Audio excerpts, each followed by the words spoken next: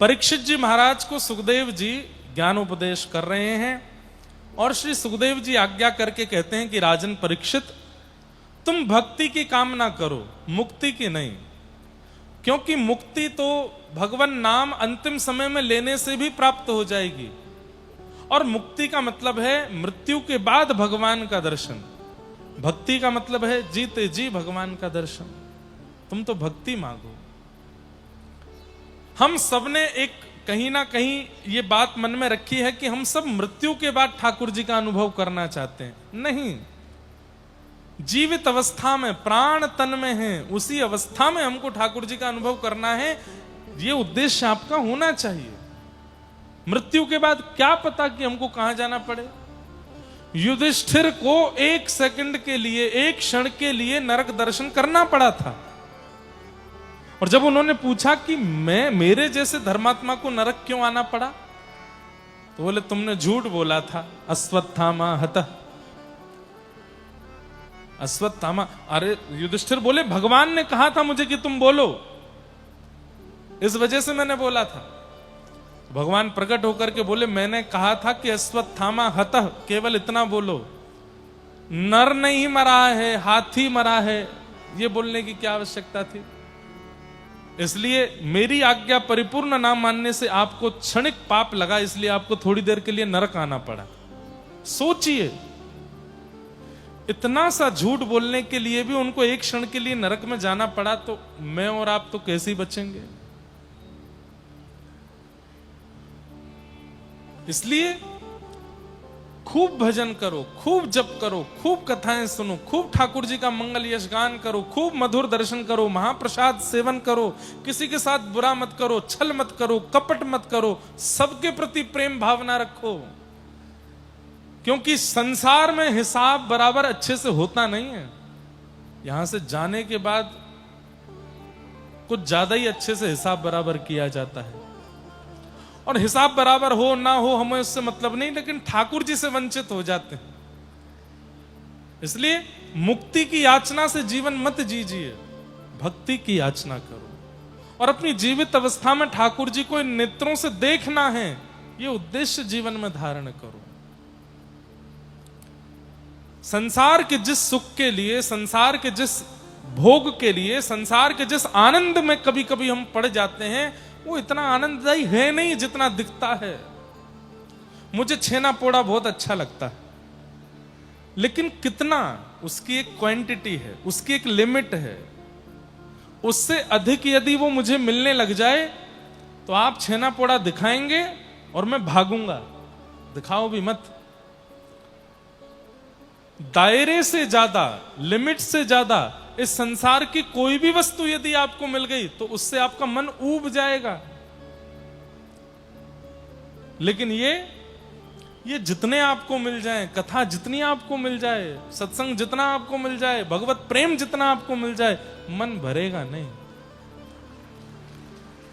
मन सदैव रिक्त ही रहने वाला है, खाली ही रहने वाला है, और आनंद में परिपूर्ण ही रहने वाला है। परिपूर्ण होकर के भी जगह रहेगी। ऐसी वस्तु को स्वीकार कीजिए ना। उस वस्तु को सेवन करने से क्या, जो कुछ समय बाद सुख देना बंद कर दे। संसार की हर वस्तु, एक नाम बता दीजिए मुझे कि ये वस्तु महाराज जी कांस्टेंट सुख देती है संसार के। कोई नहीं हो सकती। पत्नी बहुत अच्छी लगती है, पति बहुत अच्छा लगता है, कब तक? कुछ दिन, उसके बाद निभाना पड़ता है। वहां भी ज्यादा प्रियता का अनुभव नहीं होता।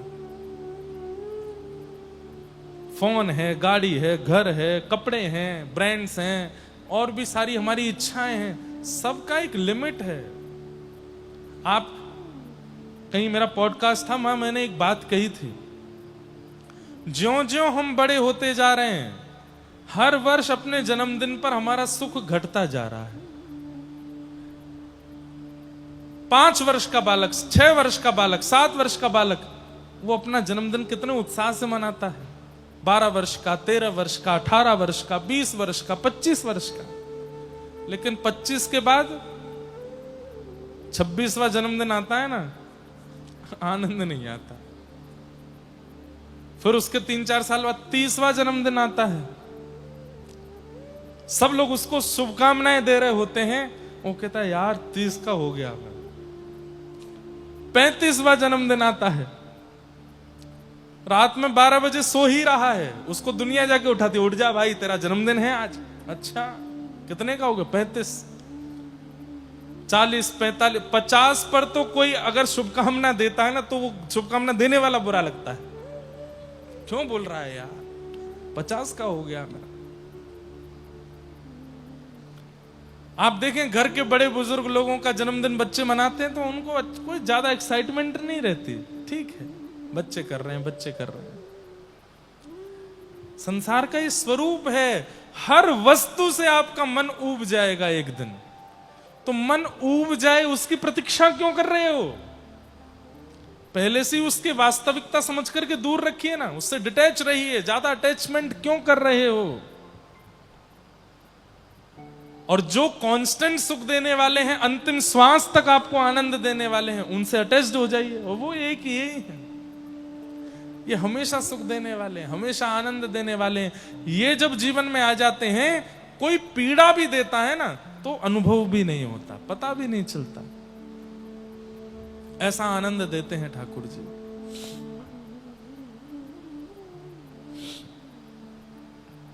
भक्ति की याचना करो।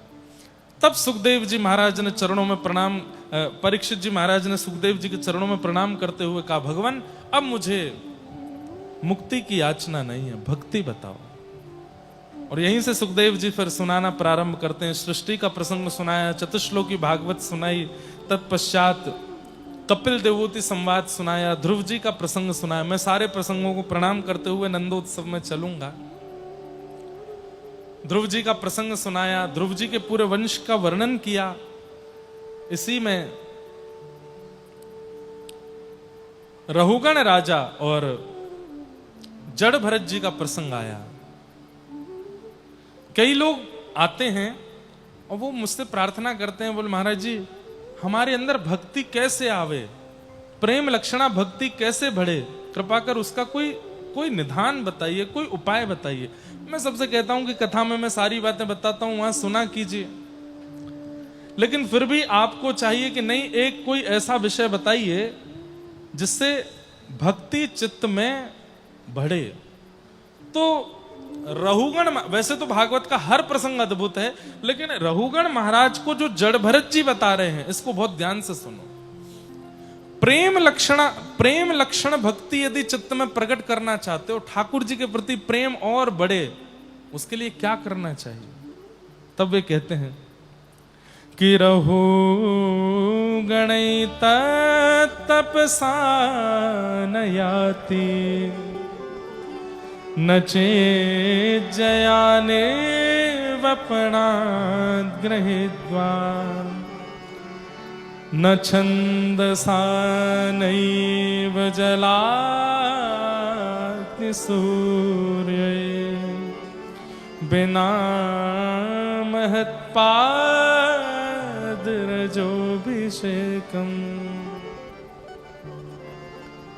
जड़ भरत जी महाराज रहुगण से कहते हैं कि रहुगण यदि ठाकुर जी के चरणों में प्रेम लक्षण भक्ति करना चाहते हो, ज्ञान पूर्वक भक्ति करना चाहते हो, संसार में वैराग्य पूर्ण रहना चाहते हो, तो उसके लिए रहो गणई तत्तपसा न याति, तपस्या से यह संभव नहीं है।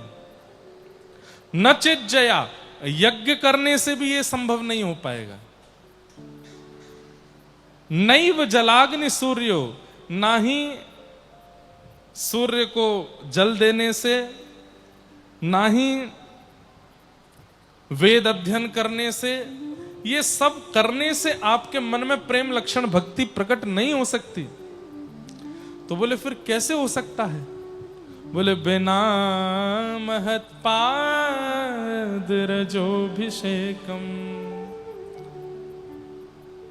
वैष्णव जनों के, महत जनों के, भगवत जनों के, भगवत कैंकर्य करने वाले भक्त जनों का जब तक संग नहीं करोगे, उनके चरणों में प्रणाम नहीं करोगे, उनकी बात रूपी चरण रज से अपने आप को स्नान युक्त नहीं कराओगे, तब तक तुम पर कृपा नहीं हो सकती। वैष्णव संग करना पड़ेगा, हरिजनों का संग करना पड़ेगा, हरिजनों को प्रणाम करना पड़ेगा। अब हरिजन कौन है? अरे हम तो कहते हैं जिसके माथे पर उर्दपुंड दिख गया, गले में कंठी माला दिख गई, आप निर्णय मत कीजिए कि ढोंगी है, पाखंडी है, ऐसा है वैसा है, आप उसको फिर भी प्रणाम करो। भक्तमाल जी प्रमाण देती हैं इस बात का। वैष्णव भेषधारी कोई भी हो, आप उसको प्रणाम ही करो, उसके प्रति सद्बुद्धि ही रखो। अगर वो कुछ गलत करता है तो उसका निर्णय ठाकुर जी करेंगे, उसका समाधान ठाकुर जी करेंगे। हां, महापाप की स्थिति में आता है तो फिर जनता भी नहीं छोड़ेगी उसको, लेकिन उसका न्याय ठाकुर जी करते हैं। पर हमें चाहिए कि उसमें सद्बुद्धि रखें। वैष्णव संग, वैष्णव वचनों का पालन ही एकमात्र तरीका है भगवत प्रेम को चित्त में प्रकट करने का।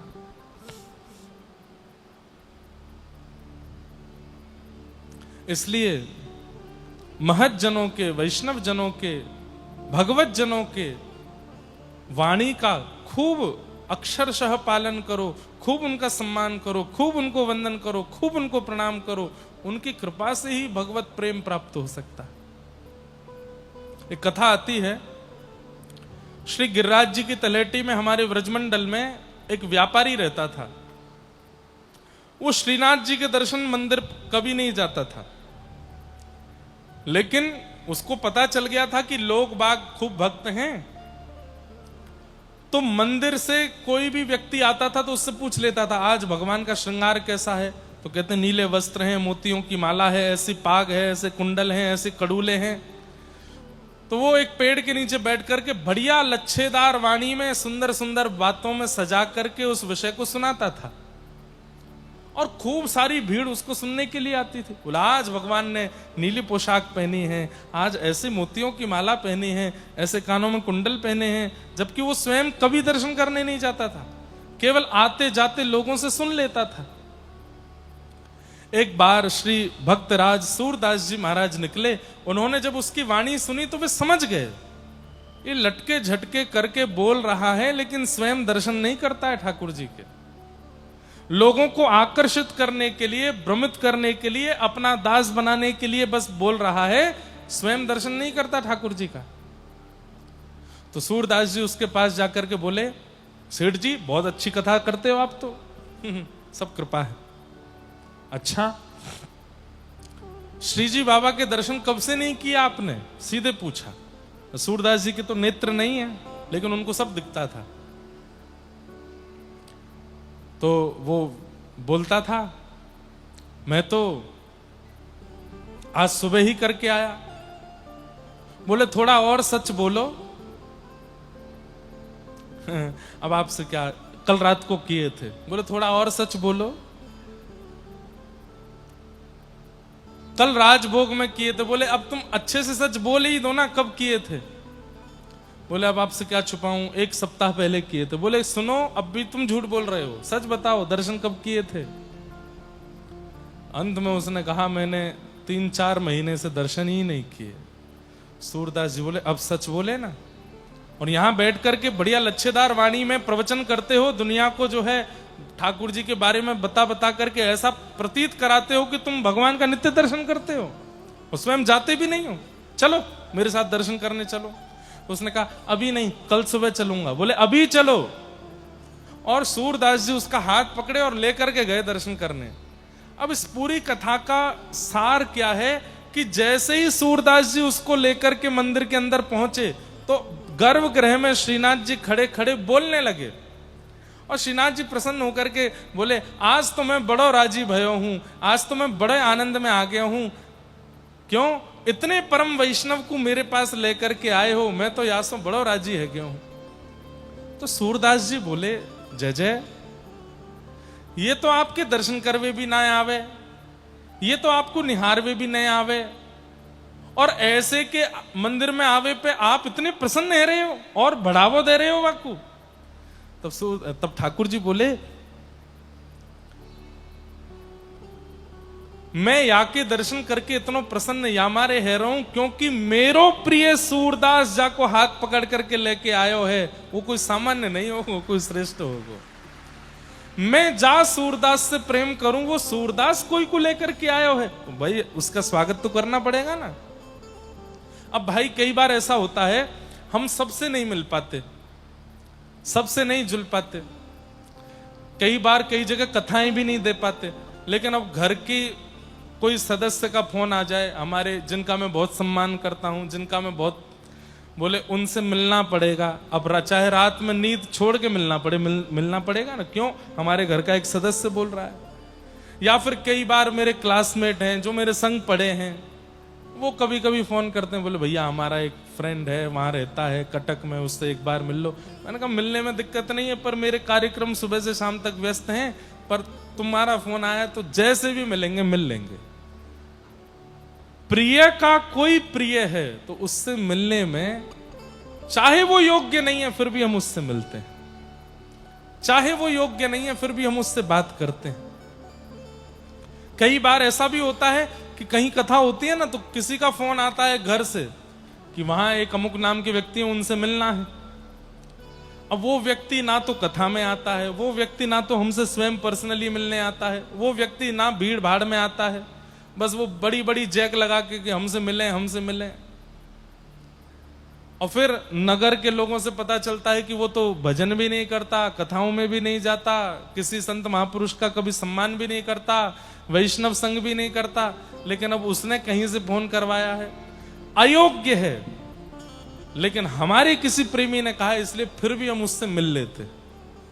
ऐसे ही हम सब अयोग्य हैं। ठाकुर जी से मिलने वाला एक भी लक्षण नहीं है हमारे अंदर, लेकिन जब हम ऐसे आचार्यों के पास जाते हैं, ऐसे महत् पुरुषों के पास जाते हैं जो महाप्रभु जी को अति प्रिय हैं, और उनसे जाकर के कहते हैं कि आप थोड़ी कह दो, ये जब कहते महाप्रभु जी ये आया है दर्शन करने, तो भले ही वो अयोग्य हो, महाप्रभु अच्छा तुम लेके आए हो तो मिलूंगा, जरूर मिलूंगा, इसको तो मैं देखूंगा। इसीलिए मैं आज्ञा दिया करता हूं कथाओं में कि जगन्नाथ दर्शन करने जब भी जाओ, अकेले जाओ अच्छी बात है, परिवार के साथ जाओ बहुत अच्छी बात है, लेकिन यदि किसी वैष्णव के साथ जा सको तो उसमें भलाई है, क्योंकि उसको तो महाप्रभु जी देखते ही हैं, और जब उसके पीछे हम खड़े हो जाते हैं तो महाप्रभु जी की दृष्टि हम पर भी पड़ जाती है। अरे भाई कोई इत्र लगा करके आया हो और आप उसके बगल में खड़े हो जाओ, तो सामने वाले को तो भ्रांति हो जाएगी ना कि इत्र लगाया किसने, दोनों में से खुशबू तो आ रही है। वही बात यहां पर जड़ भरत जी समझा रहे हैं, रहो गणित तपसा न याति, तपस्या से नहीं मिल सकता वो प्रेम, नचे जया यज्ञ से भी नहीं मिलेगा, निर्वपणा गृहीत्वा गृहस्थ के उचित नियमों करने से भी नहीं मिलेंगे, न छंदसा नैव जलाग्नि सूर्य, ना ही वो वेद अध्ययन से मिलेंगे, ना ही वो उपासना करने से मिलेंगे। कैसे मिलेंगे? बिना महत्पाद रजोभिषेकम। इसी का ट्रांसलेशन गोस्वामी तुलसीदास जी ने किया। क्या? श्री गुरु चरण सरोज रज निज मन मुकुर सुधार। अब यहां पर ऐसा नहीं कहा जा रहा है कि भाई महत्पुरुष संत जनों की चरण रज को इकट्ठा कर लो, उससे स्नान करो, उसको सिर पर डालो, नहीं, उनके संग को ही उनकी चरण रज कहा जा रहा है। उनकी वाणी का पालन ही उसी को ही संग कहा जा रहा है। वर्णो रघुवर विमल यश जोदायक फलचार। गोस्वामी तुलसीदास जी ये बात अपने लिए कह रहे हैं कि मेरी सामर्थ्य नहीं है, गुरुजनों की कृपा से मैं अपनी मन बुद्धि को पवित्र करके राघव जी का सुंदर चरित्र लिख रहा हूं। बुद्धिहीन तनु जान के सुमिरौ पवन कुमार। मैं बुद्धिहीन हूं ऐसा मान करके हे हनुमान जी महाराज आप मुझ पर कृपा करना।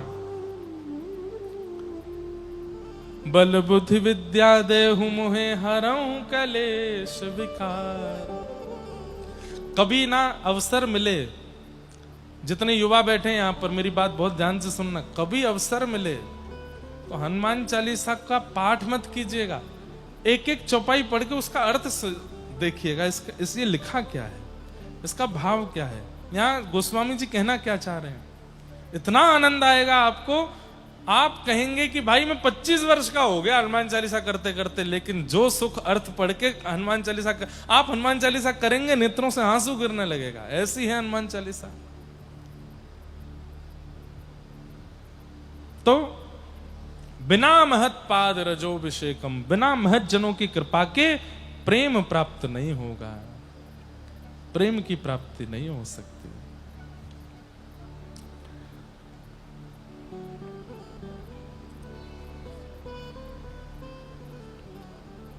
आगे भूगोल खगोल का वर्णन, नरकों का वर्णन किया गया और तत्पश्चात नारायण कवच का वर्णन, भगवान के एक भक्त हुए वृत्रासुर, उनकी कथा सुनाई गई। तत्पश्चात उनके पूर्व जन्म की कथा और श्री प्रहलाद चरित्र सुनाया गया, जहां कृपा करके भगवान नृसिंह बन करके प्रकट हुए। देवासुर संग्राम, बलि वामन अवतार की कथा सुनाई गई। गजेंद्र मोक्ष और नवम स्कंद में सूर्यवंशी राजाओं का चरित्र आया, जिस वंश में भगवान श्री राम प्रकट हुए। बोला राजा रामचंद्र भगवान की। गुरुवर थे त्यक्त राज्यो व्यचरदनुवनम पद्म पद्भ्याम प्रियाया, पाणिस्पर्शाक्षमाभ्याम मृतिद पथरुजो यो हरिन्द्रानुजाभ्याम, वैरूप्याशुर्पणख्या प्रिय विरहर्ष रोपिता ब्रूविजंभ, तस्ताब्धिर्वद्ध सेतु खलदवदहन कौशलेन्द्रोवतान्। राजा राम भगवान का यहां मंगल 2 अध्यायों में लीला सुनाई गई। तत्पश्चात चंद्रवंश के राजाओं का चरित्र और इसी वंश में भगवान श्री कृष्ण प्रकट हुए। 2 श्लोकों में पूरी कृष्ण कथा सुनाकर के परीक्षित जी महाराज मौन हो, सुखदेव जी महाराज मौन हो गए। परीक्षित जी ने चरणों में प्रणाम करते हुए कहा, भगवान मैंने सब राजाओं की कथा सूक्ष्म विस्तार से सुनी, आपने जैसे सुनाई मैंने सब सुना, लेकिन कृष्ण लीला तो मुझे अब पूर्ण विस्तार से सुनाओ। तब राजा परीक्षित को श्री सुखदेव जी महाराज कृष्ण लीला सुनाते। वसुदेव ग्रहे साक्षात भगवान पुरुष पर जनिष्यते तत्प्रियार्थम संभवन्तु सुरस्त्रिय। भगवान ने आकाशवाणी करते हुए पृथ्वी को आज्ञा दी थी, क्योंकि पृथ्वी बहुत व्याकुल थी। क्यों? इतने राक्षस, इतने दुष्ट इस पृथ्वी का भार बढ़ा रहे थे। तब पृथ्वी ने याचना करते हुए कहा, नाथ मुझे पाप मुक्त कब करेंगे। अच्छा एक बात बोलूं बंधुओं, समझने योग्य बात है, ध्यान से सुनिएगा। पृथ्वी को सबसे ज्यादा भार कौन से व्यक्ति का लगता है बताओ? स्थूल व्यक्ति का। लेकिन हम लोगों की भाषा तो ऐसी है, बॉडी शेमिंग करने में तो हम लोग बहुत आगे हैं। जैसे दिख जाए कोई बढ़िया, कोई बड़े शरीर का व्यक्ति चल रहा हो, क्या कहते हो, देखो पृथ्वी का भार घूम रहा है, देखो हाथी घूम रहे हैं।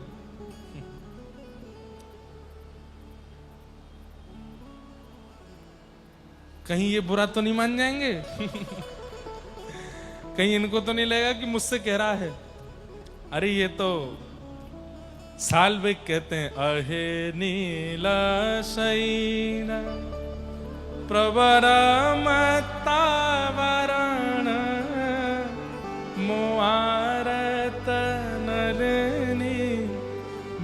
कुकरदन।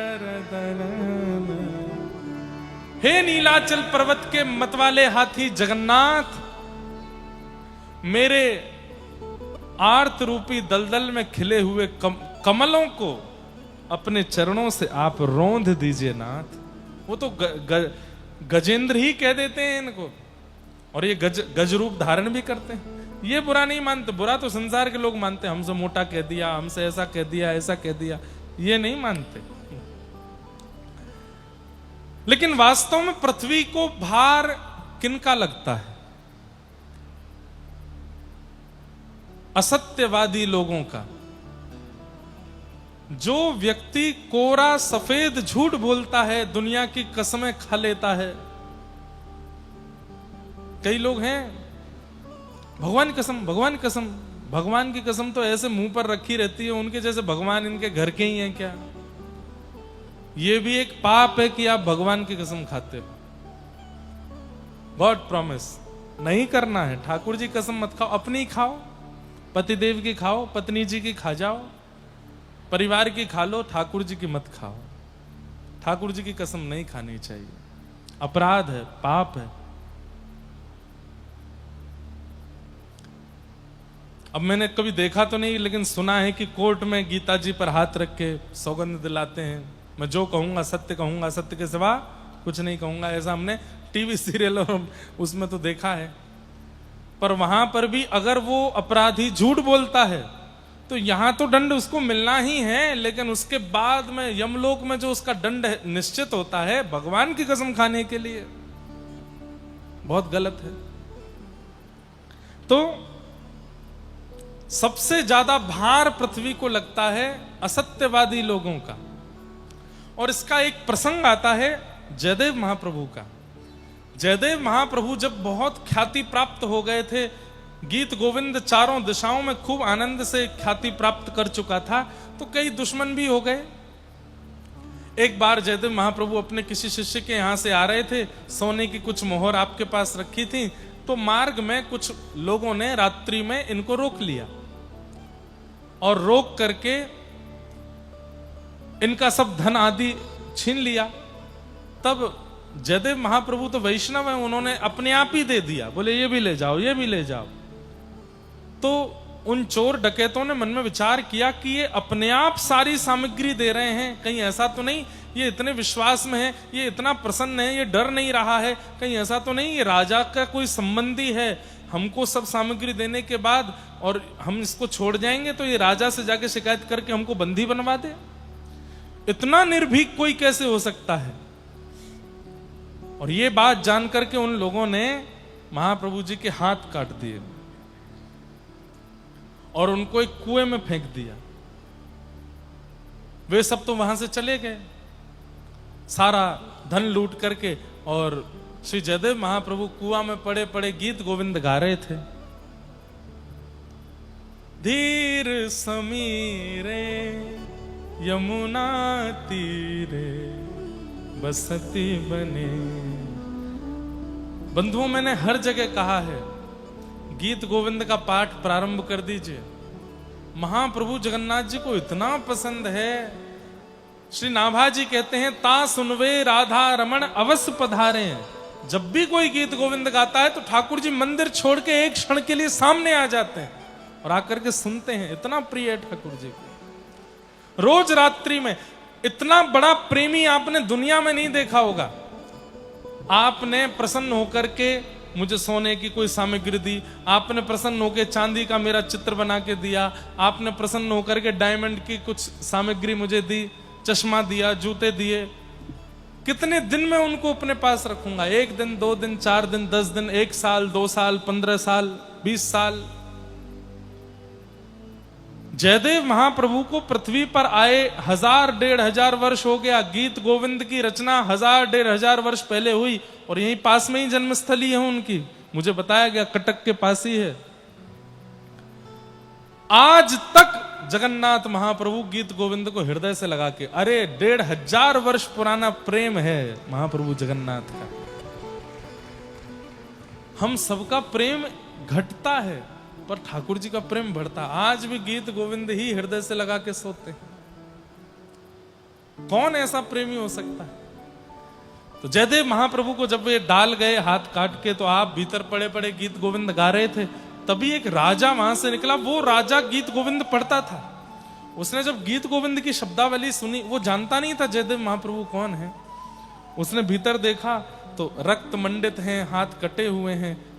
महाप्रभु जी को बाहर निकाला, अपने राज्य में लेके गया, मल्लम पट्टी कराई और अपना राजगुरु बना दिया। उसे पता चला कि ये जयदेव महाप्रभु हैं, तो और प्रसन्न हो गया। मैं तो नित्य गीत गोविंद का पाठ करता हूं, अब आप मेरे राज्य में ही रहिए, आज्ञा कीजिए मैं क्या करूं। तब जयदेव महाप्रभु ने आज्ञा की कि तुम ब्राह्मणों के लिए रोज कुछ दान किया करो। क्या दान करूं? बोले जो मांगे सो दान करो।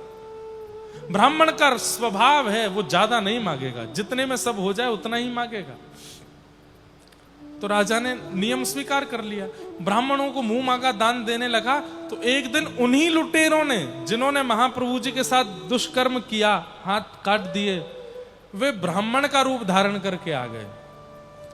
और जैसे ही राजभवन में प्रवेश किया, राजा के बगल में बैठे जयदेव महाप्रभु को देख के वे सब चौंक, अरे ये तो वही हैं जिनके हमने हाथ काटे थे।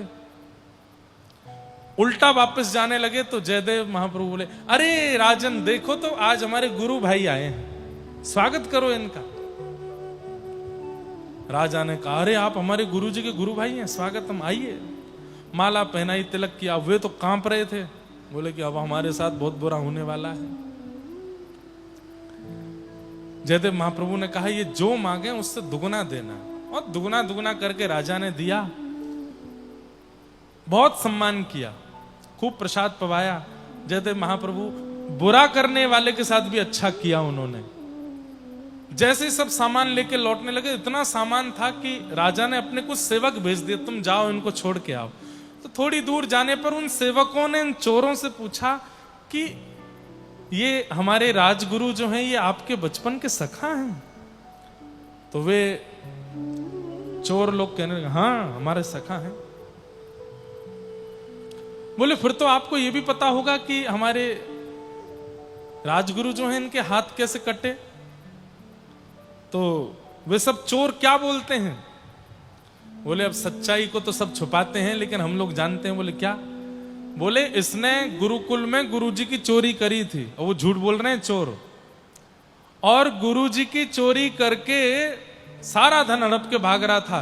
तब गुरुजी ने हम लोगों को आज्ञा दी कि तुम वन में जाकर के इसका वध कर दो, पर हम लोगों ने दया करके इसका वध नहीं किया, इसके हाथ काट दिए। जैसे ही ये झूठ बोला, जैसे ही ये असत्य वचन कहा, कहते हैं पृथ्वी फट गई और वे चोर सारे पृथ्वी में समा गए।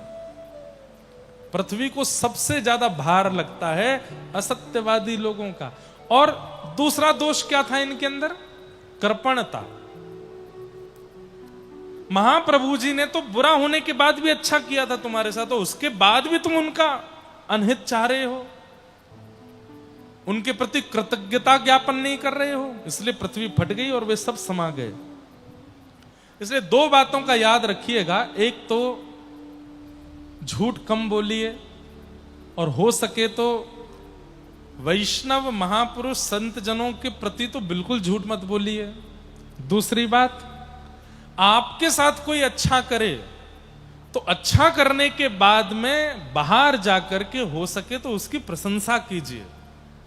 अगर कोई कहते अरे भाई उसने तो तुम्हारा बहुत बढ़िया किया, तुम्हारे काम वाम सब सुधार दिए, और आप अकड़ में बोलो अरे हम बे उसने सुधारे, हमने भी उसके बहुत काम बनवाए हैं, उसने कर दिया तो कौन सी बड़ी बात है।